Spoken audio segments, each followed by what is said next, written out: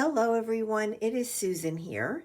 I just wanted to pop on and share with you my completed February block for the Roxy's Journal of Stitchery challenge. It is very simple, very basic. I think it's like super, I don't know, elegant. I just love it. So, and on purpose, I did not do a lot on here. Since my last video, and I'll have the playlist below, I did add 4 different areas where I did some seed stitching. All of this was already on here. This I did in a previous video on the bottom. So I did the seed stitching.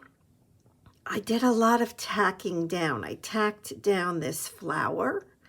I tacked down this yellow doily and also the white doily. And I did seed stitching. I don't know if you're even going to be able to see it, but it's such a pale yellow, it might be hard to see. But all around this yellow flower and these leaves, I did some seed stitching.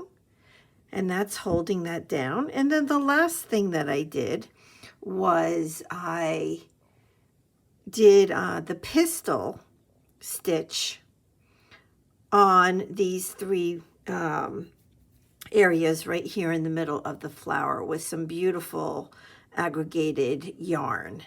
And that's it. So I'm excited at this point to start on the March prompts, and yeah, so I'm ready. All right, thank you so much for watching, and yeah, I'll see you soon. All right, bye-bye everybody.